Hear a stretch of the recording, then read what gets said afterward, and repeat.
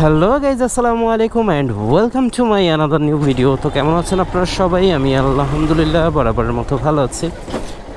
বেশ কিছুদিন গ্রামের বাড়িতে কাটিয়ে মোটামুটি যেদিন আসলাম, আসার সময় ছোট্ট একটা অ্যাক্সিডেন্ট হয়েছে। সেই ভিডিওটা আসলে আমি দুঃখিত আপনাদের সাথে শেয়ার করতে পারতেছি না। অ্যাক্সিডেন্টটা মূলত হয়েছে আমি যখন আসতেছি, ঠিক তখন আমার বাইকের স্পিড ছিল 50 থেকে 60। তো এর মধ্যে একটা কুকুর রাস্তার এই পাশ থেকে এই পাশে সোজা এসে মানে আমার একদম বাইকের চাকার ভিতরে মনে হয় ঢুকে গেল। আর বাইকটা আমি ধরে রাখতে পারলাম না, যতটুকু চেষ্টা করেছি ধরে রাখার, বাট আমি ব্যর্থ পারিনি। কারণ আমার বাইকের চাকা যে এরকম বাঁকা হয়েছে এটা সোজা করতে পারতেছিলাম না কুকুরটার জন্যে।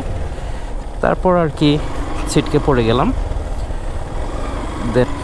তো কুকুরটা যখন চলে এসে ভিতরে ঢুকে গেছে, ঢুকে একেবারে বেজে গেছে আর ছুটতেছে না, দেন তো পড়েই গেলাম। তারপর উঠলাম, ওঠার পরে দেখি কুকুরটা বাইকের নিচেই আছে, এখনও ছুটতে পারে নাই। পরে বাইক আমি ধরে আস্তে করে সবাই মিলে একটু উঁচু করলাম, উঁচু করার পর কুকুরটা দেখলাম দৌড়ে চলে গেছে। তো যাই হোক, কুকুর তো চলে গেছে, আমি তো পড়েই গেলাম। হাতে ব্যথা পেলাম, পায়ে ব্যথা পেলাম, হাঁটুর এখানে প্যান্ট ছিঁড়ে গেছে পড়ার সাথে সাথে। আর রাস্তাটা ছিল হাইওয়ে, ময়মনসিংহ ত্রিশাল এরিয়াতে, হাইওয়েতেই। তো যাই হোক, আল্লাহ রহমত করেছে, এই কারণে হয়তো বা এই যাত্রায় বেঁচে এসেছি। কারণ পেছনে কোনো বড় গাড়ি ছিল না, যদি গাড়ি থাকতো তাহলে হয়তো বা আরও বড় কিছু ঘটে যেতে পারতো। হয়তো বা আজকে আমি আপনাদের সাথে কথা বলতেছি, সেটা নাও বলতে পারতাম। সবই আল্লাহর ইচ্ছা।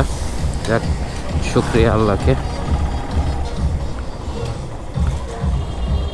তো এরপরে আর মোটামুটি ভিডিও ওইভাবে দিয়েছি, অসুস্থ অবস্থায় যেগুলো ছিল আগের সেগুলোই দিয়েছি। আর তারপর এখন আলহামদুলিল্লাহ আমি সুস্থ পুরোপুরি। শুধু স্পটগুলো আছে হাতে আর পায়ে, তাছাড়া এমনি শুকিয়ে গেছে আলহামদুলিল্লাহ। তো এই আর কি আমার অ্যাক্সিডেন্টের ঘটনা।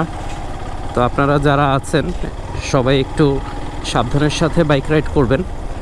আর অবশ্যই দিনের বেলা যখন আপনারা হাইওয়েতে যাবেন বা এলাকায়, একটু চোখ কান খোলা রাখবেন, যেন রাস্তায় কুকুরগুলো দেখলে যেন অন্তত আগেই গাড়িটা কন্ট্রোলে নিয়ে আসতে পারেন।